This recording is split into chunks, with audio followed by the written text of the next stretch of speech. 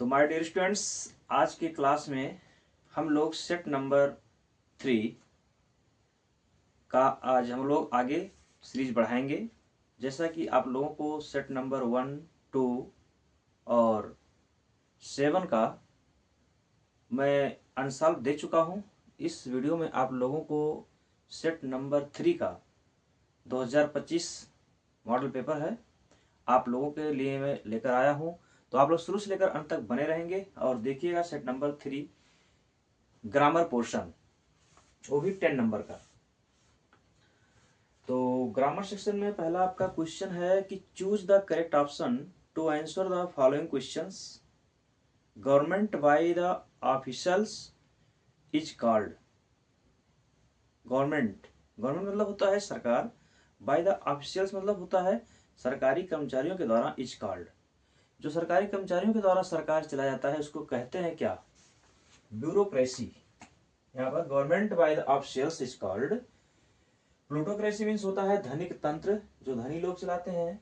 Democracy means होता है प्रजातंत्र। और ऑटोक्रेसी मीन्स एक तंत्र, जो एकता होती मतलब एक तंत्र होता है उसमें। और ब्यूरोक्रेसी मीन्स होता है नौकरशाही। तो नौकरशाही वाली ऑप्शन ये आपका सही होगा पहले में। दूसरा आपका है phrase, the phrase null and void. Null and void means होता है असक्त या शून्य। इसका मतलब होता है असक्त या शून्य, मतलब जिसका कोई प्रभाव ना हो। तो इसका फ्रेज का मीनिंग आपको बताना है, तो क्या होगा? इफ इनइफेक्टिव, प्रभावहीन, जिसका कोई अर्थ ना हो। यही नल एंड वाइड का मीन्स होता है, इनइफेक्टिव। आगे है आपका synonym. Synonym of the word किसका? बोल्ड का। बोल्ड मीन्स होता है साहसी या हिम्मती। बोल्ड मीन्स होता है साहसी। इसका आपका सिनोनिम वर्ड जो होगा वो करेजियस होगा। क्या होगा? करेजियस मीन्स साहसी। ओबिडेंट मीन्स होता है आज्ञाकारी। और इम्पर्टिनेंट मीन्स होता है असंगत या विसंवादी। और क्रूअल मीन्स होता है निर्दयी। तो ऑप्शन आपका क्या सही जाएगा? करेजियस। क्या होगा? करेजियस। अगला वर्ड आपका है, यहाँ पर कौन सा क्वेश्चन है? चौथे का डी है आपका। कह रहा है Deepu studies since 7 AM to 9 AM daily. which word is an error in the sentence। इस सेंटेंस में कौन सा वर्ड एरर है, गलत है, उसी को खोजकर आपको लिखना है। तो दीपू स्टडीज सिंस, यहाँ पर सिंस जो दिया है यही गलत है। सिंस नहीं होना चाहिए, क्या होना चाहिए? यहाँ पर फ्रॉम होना चाहिए। क्या होना चाहिए? फ्रॉम इतना एम टू इतना एम। मतलब जब कोई टाइम किसी टाइम से लेकर के दूसरे टाइम तक दिया हो तो पहले वाले टाइम से पहले फ्रॉम लगता है। तो ऑप्शन आपका सी यहाँ पर सही होगा। सिंस यहाँ नहीं होना चाहिए, फ्रॉम होना चाहिए। बात समझ गए? यहाँ पर सिंस आपका गलत है। आपका ई वाला है the antonym of cruel. Cruel means होता है निर्दयी। क्रूअल मीन्स निर्दयी होता है। इसका उल्टा बताना है। तो मर्सिलेस मीन्स होता है निर्दयी। ब्रूटल मीन्स भी क्रूर या निर्दयी। अनकाइंड मीन्स भी क्रूर या निर्दयी। और काइंड मीन्स होता है दयालु। इसका ऑप्शन डी सही जाएगा। तो आशा करता हूं कि आपको ये सब समझ में आ गया होगा। अब बने रहिए वीडियो में। अब आपको पांचवें क्वेश्चन की तरफ ले चलते हैं। और पांचवा क्या है? इसमें डायरेक्ट इनडायरेक्ट है। तो आइए देखते हैं आगे पांचवें का क्वेश्चन। पांचवें का जो डायरेक्ट से इनडायरेक्ट बनाना है, इसको आप ध्यान से देखिएगा। यहाँ पर पांचवें का ए में पहला पार्ट, इसमें दो दिया है। क्वेश्चन है, कह रहा है क्वेश्चन कि चेंज एनी वन, किसी एक को चेंज करना है। दो दिया है, दो डायरेक्ट से इनडायरेक्ट दिया है, किसी एक को आपको चेंज करना है। पहला है Ram said to me, Ram ने मुझसे कहा गॉड इज एवरीवेयर, गॉड प्रत्येक जगह है। तो इसका मतलब यहाँ सेड टू की जगह पे हमको क्या कर देना है? टोल्ड कर देना है। क्या ये ऐसे उतर जाएगा? राम टोल्ड मी, और ये दैट से जोड़ देना है केवल, बस। गॉड इज एवरीवेयर ये तो सत्य बात है, यूनिवर्सल ट्रूथ है। तो गॉड इज एवरीवेयर, इसका वाज नहीं करना है। तो God is everywhere, God is everywhere, ये इसे ऐड हो जाएगा। अगला है आपका रीता सेड, रीता ने कहा सी कैन डू, अब ये पास्ट टेंस में है तो कैन का कुड हो जाएगा। रीता सेड, ये दैट से जुड़ जाएगा, दैट सी कैन का हो जाएगा कुड डू, दिस का दैट हो जाएगा दैट वर्क, ये आपका बन गया इनडायरेक्ट। अगला आपका है दिस मैंगो इज स्वीट, यह मैंगो स्वीट है, और दैट मैंगो इज स्वीट, वह मैंगो भी मीठा है। Only one mango of them, उनमें से केवल एक ही आम, इज स्वीट, मीठा है। दोनों में से कोई एक ही मीठा है। इसको बनाना क्या है, correct combine anyone as directed the following, तो किसी एक को कंबाइन करना है, या तो ये वाला बना दीजिए या दूसरा बना दीजिए, दोनों में से कोई एक करना है आपको। कंपाउंड बनाना है जी, जब देखो कोई विकल्प के रूप में दिया हो, कंपाउंड बनाने के लिए जब कोई विकल्प के रूप में दिया हो, विकल्प मतलब दो दिए हो उसमें से कोई एक, तो ये कह रहा है दिस मैंगो इज स्वीट, यह आम मीठा है, और दैट मैंगो इज स्वीट, वह आम मीठा है। Only one mango one of them, only one mango of them, उनमें से केवल एक मैंगो इज स्वीट, दोनों में से कोई एक है, तो या तो ये है या तो वो। आप विकल्प के लिए कंजंक्शन क्या लगाते हो, आइदर आर, नेदर नार, नार, आर, अदरवाइज, ये कंजंक्शन लगता है, तो क्या लगाएंगे हम, either or, either this or that mango is sweet, तो आइदर सुनेंगे, आइदर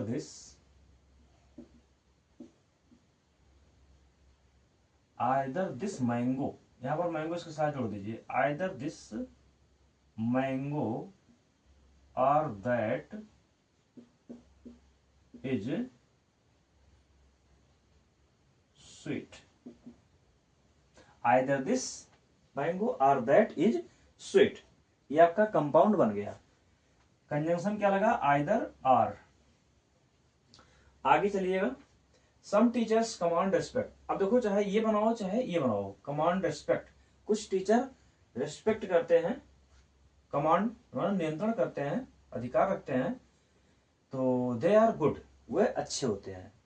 रेस्पेक्ट क्यों करते हैं कुछ टीचर्स, कमांड रेस्पेक्ट में कमांड क्यों करते हैं, क्योंकि वे अच्छे होते हैं। कॉम्प्लेक्स बनाना है तो रीजन बता रहा है, तो रीजन के लिए आप क्या लगाते हो, बिकॉज, सिंस, एज, कंजंक्शन लगता है, तो यहाँ बिकॉज लगा दीजिए। Some teachers command respect because, ये जुड़ेगा कैसे, बिकॉज कंजंक्शन से जुड़ेगा ये, बिकॉज दे आर गुड, क्योंकि वे अच्छे हैं। अगला है अब फिफ्थ का सी, ट्रांसफॉर्म करना है। अब transform any one of the following as directed, तो ट्रांसफॉर्म करना है, आप अपने अनुसार में देखते रहिएगा।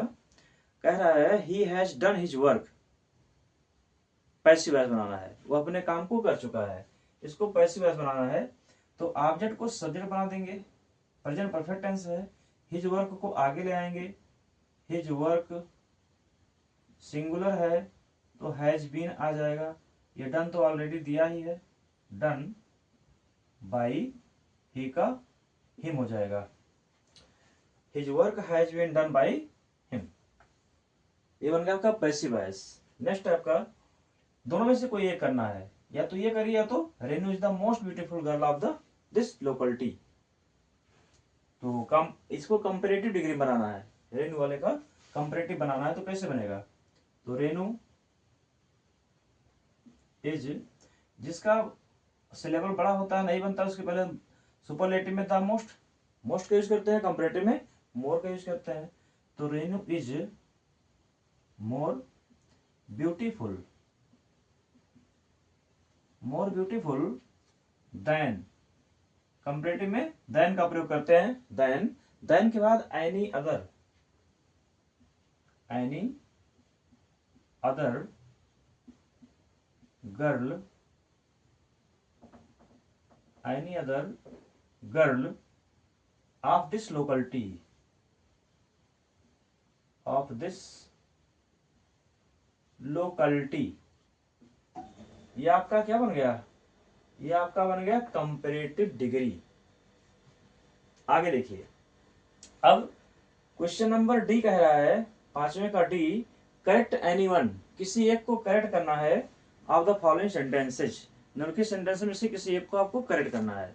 क्या कह रहा है कि मोहन्स, एपोस्ट्रोफी एस लगा है, Mohan's father's purse has been stolen, Mohan के पिता का पर्स। तो यहाँ पर देखो मोहन्स फादर्स, मोहन के पिता का पर्स हैज बीन स्टोलन, चुरा लिया गया है। इसमें मिस्टेक खोजना है कि गलती कहाँ है, इरर। करेक्ट एनीवन, किसी एक को करेक्ट करना है। ये पूरा सेंटेंस आपका करेक्ट है, सही है, इसमें कोई गलती नहीं है। अगला है Rampal is junior than me. आप याद कर लो, जूनियर के बाद, इंटीरियर के बाद, सीनियर के बाद, इंफीरियर के बाद हमेशा टू आता है। क्या आता है, टू। तो देन के स्थान पर हमको टू कर देना है, बाकी सब सही है। अब देखो आगे पांचवें का ई कह रहा है, use anyone of the following pairs, निम्नलिखित पेयर में से किसी एक को यूज करना है आपको। The words in your own sentences, अपने शब्दों में। ये जो वर्ड दिए हैं बर्थ और बर्थ, दोनों में डिफरेंस क्या है, सेंटेंस बना के बताना है। बर्थ, बर्थ मतलब होता है जन्म, और ये बर्थ मतलब होता है सीट, बैठने का सीट। और ये दोनों में से कोई एक करना है, तो बर्थ वाला करिए, या तो ऑप्शन 2 दिया है कैरियर, कैरियर। तो एक कैरियर मीन्स होता है जीवन, और एक कैरियर मीन्स होता है सामान ढोने वाला, ले जाने वाला। तो जिससे बर्थ है आपका, बर्थ, ऐसा वाक्य बनाइए जिसमें बर्थ शब्द आ जाए। तो ही celebrated his birthday party, birthday, birth उसमें आ जाए, he celebrated his birthday party. ये बर्थ मतलब सीट होता है। He came and sat on his berth, वह आया और अपने सीट पर बैठ गया। कैरियर, अपने जीवन में मैंने कभी ऐसा पत्र नहीं देखा। I never, I have never seen this letter like this letter in my career, in my career. और ये कैरियर में सामान ले जाने वाला, तो क्या कहेंगे, गुड्स कैरियर। किस पे देखिए आप लोग, कहीं ट्रक के पीछे लिखा होता है गुड्स कैरियर, सामान ढोने वाला, देखे होंगे। तो गुड्स कैरियर, तो क्या कहेंगे, कैरियर मतलब होता है ले जाने वाला। तो the goods carrier vehicle are running on the road, सड़क पर दौड़ रहे हैं। आपको समझ में आ गया होगा। कोई दिक्कत और शिकायत होगी तो कमेंट में आप जरूर बताइएगा। अभी आपका ट्रांसलेशन पोर्शन बचा हुआ है, बने रहिएगा वीडियो में। और नए हैं तो सब्सक्राइब कर लीजिएगा, अपने फ्रेंड्स के पास कुछ शेयर कर दीजिएगा। आगे देखते हैं हम लोग क्वेश्चन नंबर 6। हमें पालतू और मूक पशुओं की तरह किसी के पीछे नहीं चल देना चाहिए। इसको आप नोट कर लीजिए, अभी मैं इसको बता रहा हूँ, ट्रांसलेट।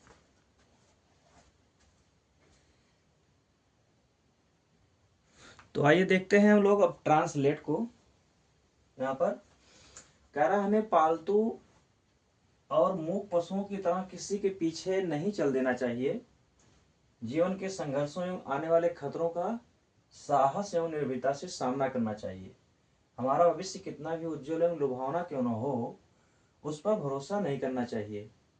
हमें बीती हुई बातों को बार बार नहीं सोचना चाहिए, और वर्तमान में रहकर हमें अपने कर्तव्य का पालन करना चाहिए। तो सबसे पहले आपको वर्ड का मीनिंग तैयार होना चाहिए, हर वर्ड का मीनिंग आपको आएगा तो आपको दिक्कत नहीं होगी। दूसरी बात कि आपको वाक्य का सब्जेक्ट खोजना आने चाहिए। सब्जेक्ट कैसे मिलेगा, जैसे पीछे चल देना चाहिए किसको, हमें। यहाँ पर आप सब्जेक्ट पहले लिखिए हमें, हमें के लिए वी, नहीं चल देना चाहिए, we should not follow, we should not follow. Follow मतलब पीछे करना, पीछे चलना, किसी के पीछे चलने के लिए फॉलो बोलते हैं। वी शुड नॉट फॉलो, किसको नहीं फॉलो करना चाहिए, दूसरे को, किसी को, किसी के पीछे। तो we should not follow others,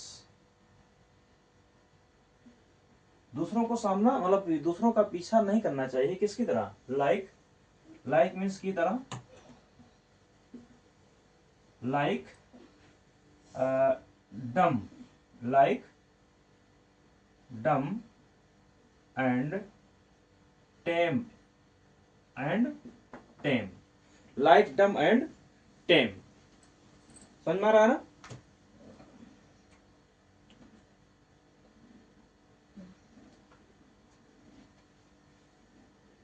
क्या हो गया?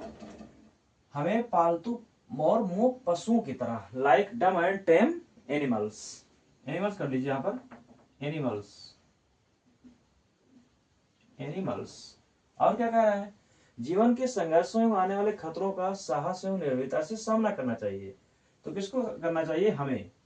B should face, we should face, face means होता है सामना करना। किसका? बी शुड फेस, किसका सामना करना चाहिए? संघर्षों। किसका? संघर्षों। We should face, we should face the life challenges, जीवन के संघर्ष हो ना, the challenges of life, the challenges, challenges, challenges of life, और एवं के लिए एंड आने वाले खतरों का। We should face the challenges of life या life challenges and upcoming dangers, and upcoming, upcoming dangers, upcoming dangers का कैसे सामना करना चाहिए? साहस एवं निर्भीकता से, with courage and, with courage and fearlessness, with courage and boldness कह दीजिए, बोल्डनेस भी होता है निर्भीकता से। कोई दिक्कत हो तो बताइए। देखिए यहाँ पर किसको सामना करना चाहिए? हमें। वी शुड फेस, हमें सामना करना चाहिए। किसका? किसका सामना करना चाहिए? जीवन के संघर्षों, द चैलेंजेस ऑफ लाइफ, जीवन के संघर्षों एवं आने वाले खतरों, एंड अपकमिंग डेंजर्स। कैसे सामना करना चाहिए? साहस एवं निर्भीकता से, विथ करेज एंड बोल्डनेस। समझ में आ गया? आगे देखो क्या कह रहा है। हमारा भविष्य कितना भी उज्जवल एवं लुभावना क्यों ना हो, तो नो मैटर, क्यों ना हो के लिए हम लिखेंगे no matter, no matter, no matter. इसके बाद हम नो मैटर कह रहा है क्यों ना हो, हाउ, नो मैटर, कहा गया? हमारा भविष्य कितना भी उज्जवल एवं लुभावना क्यों ना हो, नो मैटर हाउ, हाउ है कितना, यहाँ पर ये एक्सक्लामेटरी सेंटेंस के अनुसार इसका अनुवाद करेंगे। How,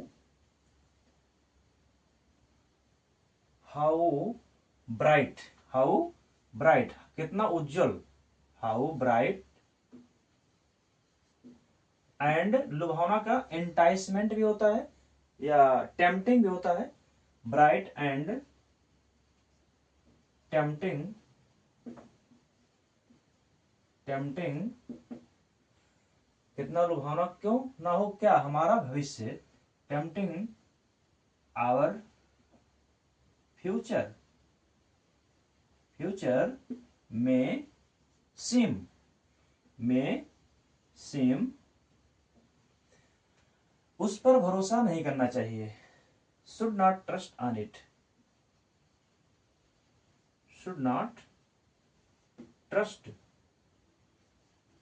trust on it, should not trust on it, इस पर भरोसा नहीं करना चाहिए। हमें बीती हुई बातों को बार बार नहीं सोचना चाहिए, हमें बीती हुई बातों को बार बार नहीं सोचना चाहिए। तो we should not, we should not think, we should not think, हमें बार बार नहीं सोचना चाहिए क्या? बीती हुई बातों को। We should not think, think हो ना, we should not think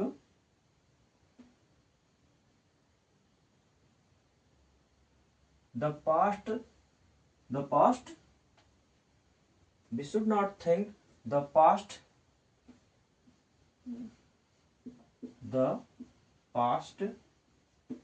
again and again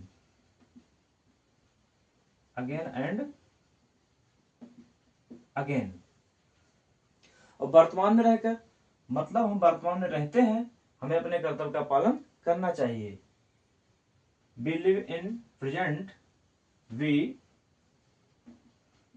live in present